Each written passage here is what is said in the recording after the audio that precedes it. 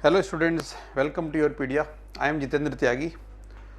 अभी जो हमारे पंजाब के स्टूडेंट्स हैं उन सब से मैं अभी कुछ कम्युनिकेट करना चाहता हूँ।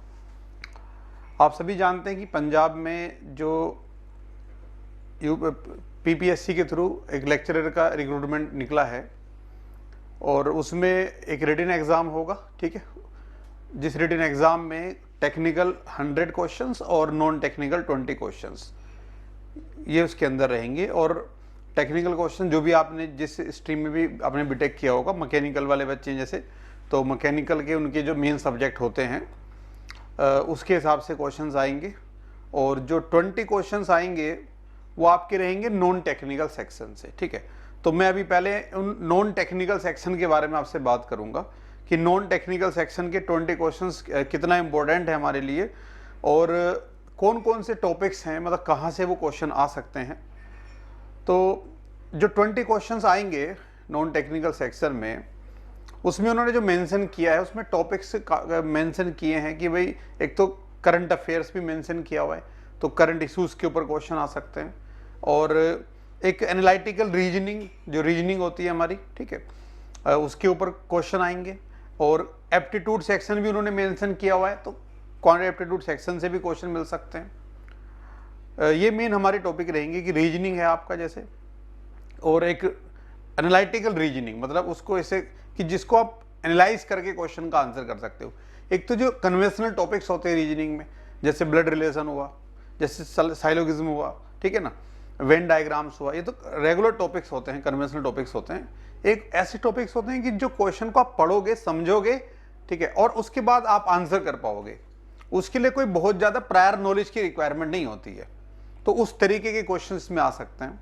और क्वांट वाला जो सेक्शन है वहाँ से तो जो कॉमन टॉपिक्स होते हैं एप्टीट्यूड के, उन्हीं से क्वेश्चन आएंगे। तो हम रफली 5 क्वेश्चंस की कैटेगरी में हम डिवाइड कर सकते हैं, क्योंकि मैंने पीपीएससी के बहुत सारे क्वेश्चन पेपर ऐसे जो दूसरे एग्जाम्स के लिए भी होते हैं उन सबको एनालाइज किया, तो उसमें रफली हम कह सकते हैं कि भाई 5 क्वेश्चंस प्योरली एप्टीट्यूड सेक्शन से, जिसमें वो क्वेश्चंस आपके परसेंटेज से हो सकते हैं।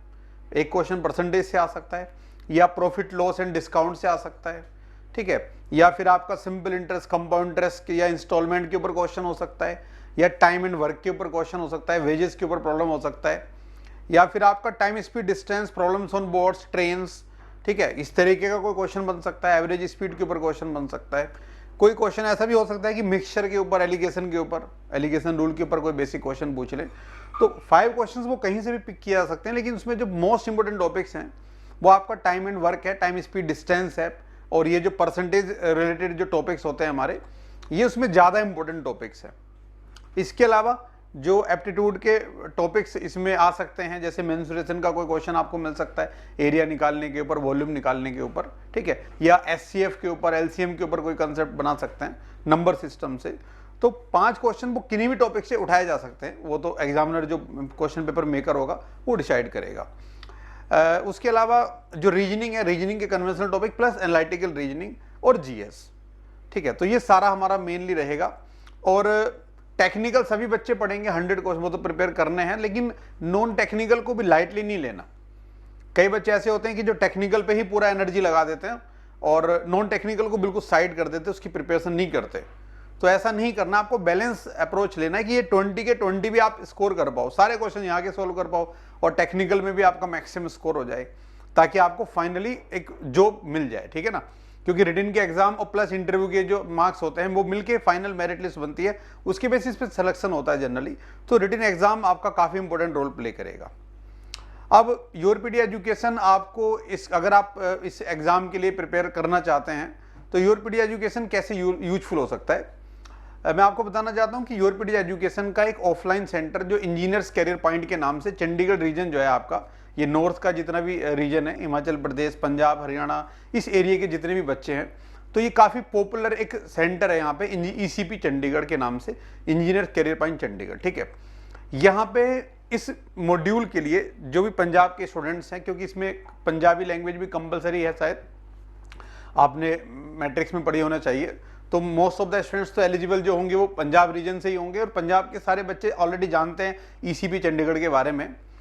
तो ऐसे सारे बच्चों को मैं बताना चाहता हूं कि योरपीडिया ने ईसीपी चंडीगढ़ सेंटर ने ये जो मैकेनिकल इंजीनियरिंग में वैकेंसी निकली है लेक्चरर की, इनके लिए एक डेडिकेटेड मॉड्यूल लॉन्च करने वाले हैं, जिसके अंदर आपको ऑफलाइन, ठीक है, 2 महीने के लगभग टाइम ड्यूरेशन रहेगा। वो डिटेल आपको वीडियो अलग से आएगा एक, जिसमें पूरा स्ट्रेटजी रहेगी कि कैसे मतलब मॉड्यूल चलेगा, कितने टाइम में चीज़ें कवर होंगी, क्या क्या चीज़ें कवर होंगी, एवरीथिंग वी विल डिस्कस। मैं एक रफली आपको एस्टिमेट दे रहा हूँ। तो आप ऑफलाइन सेंटर पे अगर आप आके तैयारी करना चाहते हैं, जैसे बहुत सारे बच्चे तो यहाँ पे चंडीगढ़ में ही आके पढ़ाई करते हैं, पंजाब के जितने भी रहने वाले स्टूडेंट्स हैं, तो उनके लिए कंफर्टेबल जगह है, अच्छी जगह है चंडीगढ़। तो जो भी पंजाब वाले बच्चे इस एग्ज़ाम को लिखना चाहते हैं या जो एलिजिबल हैं उनको लिखना चाहिए, इतनी अच्छी जॉब है गवर्नमेंट जॉब, तो उन सबको एग्ज़ाम लिखना चाहिए। और वो ऑफलाइन, ठीक है, ज़्यादातर बच्चों की डिमांड होती है ऑफलाइन कोचिंग में जाके पढ़ना, तो उनको ऑफलाइन पूरा बैच मॉड्यूल प्रोवाइड किया जाएगा यहाँ पे। और जो बच्चे किसी वजह से ऑफलाइन नहीं आना चाहते या नहीं आ सकते, ठीक है, तो उनके लिए ऑनलाइन फैसिलिटी भी अवेलेबल रहेगी।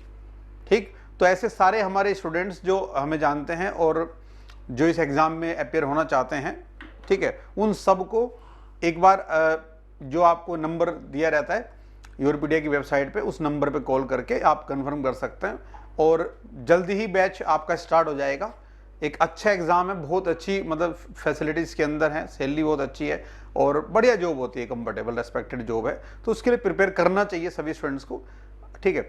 और आप लोग इस सेंटर पे जाके ऑफलाइन ट्राई कर सकते हैं और इस एग्ज़ाम को निकालने में, मतलब जैसे कि हम अभी अगर पीपीएससी के और एग्ज़ाम की बात करें, तो अभी पीपीएससी जेई का जो रिजल्ट आया है उसमें भी 70+ सिलेक्शंस तो इसी सेंटर के हैं, जो ईसीपी चंडीगढ़ सेंटर है, वहाँ पे जो ऑफलाइन बच्चे पढ़ के गए हैं, ठीक है। तो 70+ सिलेक्शंस जेई की पोस्ट में उन बच्चों के निकले हैं वहाँ से।